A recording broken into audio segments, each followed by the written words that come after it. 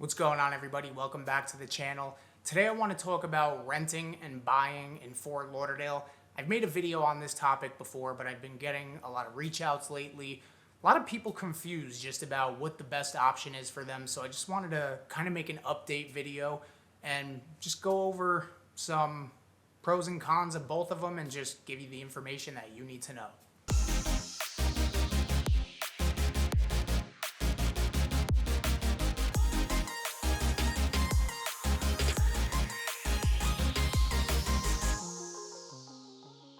Welcome to Living Fort Lauderdale, where we make videos weekly about what it's like to move to or live in the area. So make sure to hit that subscribe button so you don't miss anything. And I am a licensed realtor here in Florida, so just as much as I love making these videos, I love even more to help you with your real estate needs. So my number and email are popping up right here. Feel free to reach out to me at any time. I'd love to hear from you and help you in any way that I can. But with that being said, let's dive right into it. Let's talk about renting or buying in Fort Lauderdale. So like I had mentioned, I just made a video maybe a couple months ago on this topic, but I had a specific reach out from one of you guys 2 days ago, and they're moving down here and they're just confused about what to do. They're moving down here to give their family a better quality of life, so it's not like it's a life circumstance where it's a job transfer or a divorce, something where they have to move.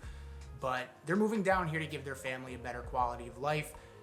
They know they want to buy. They're just confused because a lot of things pop up into people's heads. What if I don't like the area? What if the market, bottoms out in 3 months after I buy this house? And these are a lot of concerns that go through a lot of people's heads.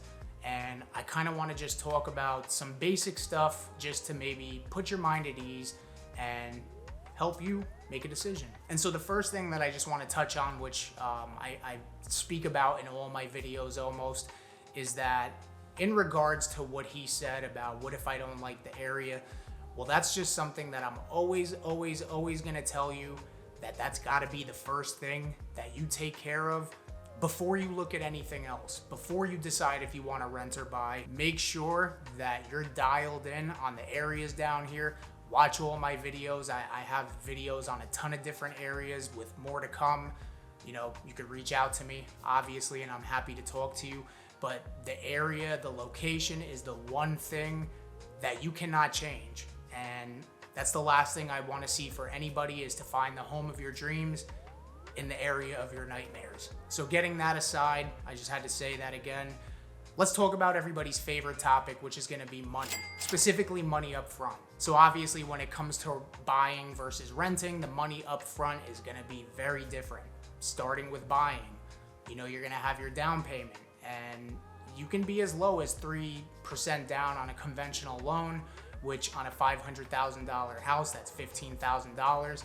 That's cash out of pocket. So that's something to obviously consider, but then something that a lot of people forget about, because I've seen a lot of the stuff on Instagram and Facebook where, it says all you need is 3% and you can control an asset with $15,000. And yes, that's true, but a lot of people are forgetting about closing costs. Closing costs, you could add on another 3%. Sometimes it's 3 to 5%, but for the sake of this video, we'll say 3%. You're looking at $30,000 out of pocket right there before you even buy the home. Then there's some smaller upfront costs like the inspection and the appraisal, which that's nothing too crazy. It's about $500 each, give or take. It's around $1,000 or a little bit less for both combined. That's a lot of money to some people, but that's not where you're putting a majority of your money into. And now when it comes to renting and upfront costs and renting, aside from your moving costs, this is something that I really want to touch on, because a lot of you do reach out to me that are looking to rent for the first year before you decide to buy a house. And something that a lot of you aren't aware of, that I realize it may be different from state to state, is that when you do rent, you are responsible for 3 months of rent up front. Meaning that before you exchange keys, let's use even numbers again. Let's say the rent is $2,000 a month. You're responsible for $6,000 before you even exchange keys. And the way this usually works is you'll pay 1 month when you sign the lease, and then the other 2 months will get paid when you exchange keys. So before you move in, you're in for $6,000. That's if the rent is $2,000 a month. So obviously a big difference from $30,000 when you're buying, a potential $30,000 to a potential $6,000. Big difference. Now, as far as like your monthly payment goes when you're buying, you have what is known as PITI. It's just an acronym. It stands for principal, interest, taxes, and insurance. And that's what's gonna make up your monthly payment. So your principal and interest, your principal is just gonna be your base loan amount.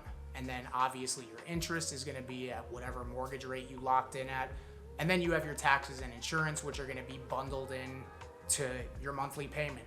A lot of people actually didn't know that. So I do wanna let you know, just in case you're one of them. And then on the flip side with renting, you'll have like your utilities, water, trash, stuff like that may fluctuate from month to month, but we're talking, a couple $100 there. Your rent, just a flat rate, not gonna change.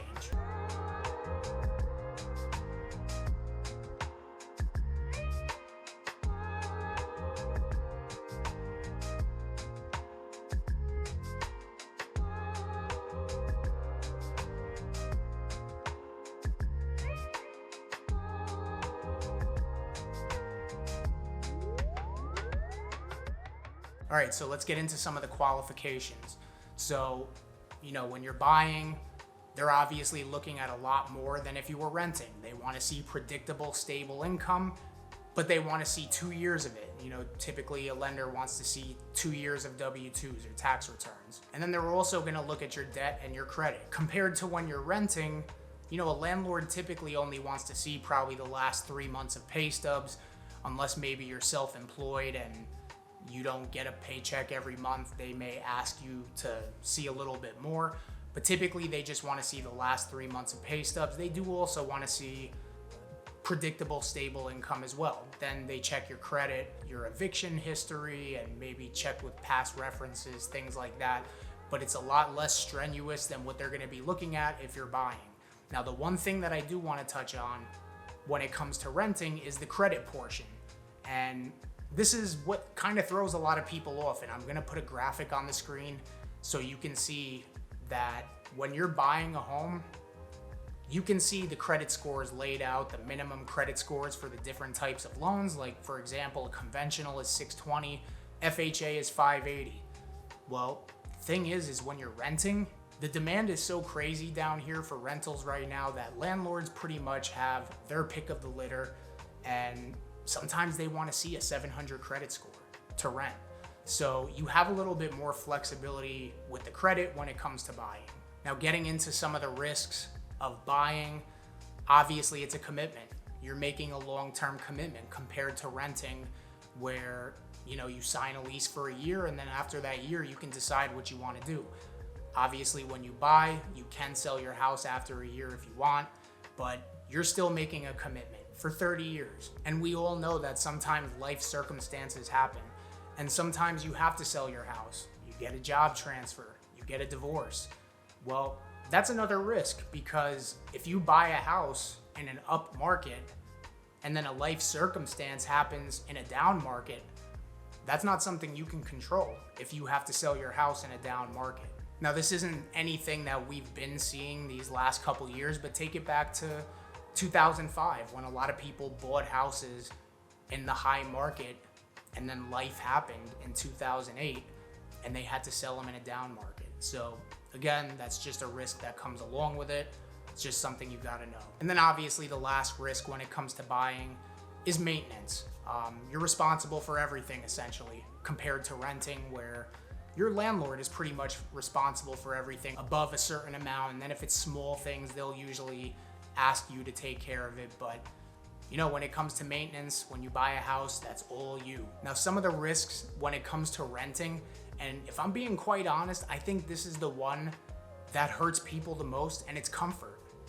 Because when you rent, you say, some people say, I'm gonna rent for a year, and then 9 months in, we're gonna start looking at homes. But let's be real. Moving is stressful. So that 9 months comes and they say, well, you know what? Let's just sign for another year, and then we'll worry about it next year. And then that 2 years turns into 4 years, turns into you're renting 10 years later. And that doesn't happen to everybody, but it does happen to a lot of people. And then another risk is rent increase. Your rent is gonna go up every year, for the most part. It may only be 25 bucks. If it's anything like these last couple years have been, I've seen 25% rent increases. I've seen rents go from $1,400 a month to $2,000 a month from year over year. I mean, it's been crazy, but rent will increase compared to buying. Your principal and your interest will not increase. The only thing that will fluctuate is gonna be your taxes and your insurance. And it may not be a whole lot. That's a whole nother video on its own, especially with insurance, because the insurance situation down here is just so many changes to homeowners insurance. Companies not insuring homes with old roofs or dropping clients because their roof is old if they don't fix it. So that's a whole other topic. But the point is that rent will increase year over year for the most part, whereas your mortgage won't. Your principal and your interest won't. Your taxes and your insurance most likely will. And then the next risk that comes with renting is limited customization. So if you're the type of person who wants to move into a house and make it your home, that may be a problem when it comes to renting, when you want to start painting walls and changing out fixtures and changing out appliances. I mean, first of all, I wouldn't recommend doing that stuff to a home that's not yours, because you're doing that for the landlord. But a lot of people want that customization. They want to be able to customize their house. And when you're renting, it's very limited, because a landlord is not going to let you put your personal touch on his home when in the back of his head he knows that in a year you may not be there, and then he has to rent your home to somebody else, if that makes sense. But ultimately, what I can say, the biggest confusion of this whole topic is just not knowing. A lot of people just don't know what they're capable of. A lot of people reach out to me that don't think they can buy. They just think that they can rent, and then I connect them with my lender. They have a conversation, free consultation, and then they come to find out that they actually can buy and they can get the house that they want. So I'm gonna leave my number and email here again, just like every video. Feel free to reach out to me at any time. This is what I'm here for. I'm here to make your life easier when it comes to relocating to Florida. Let's hop on a Zoom call. I'll get you in touch with my lender if that's something that interests you. And if I could help you, I would love to. But with that being said, enjoy the rest of your week, and we'll catch you on the next one.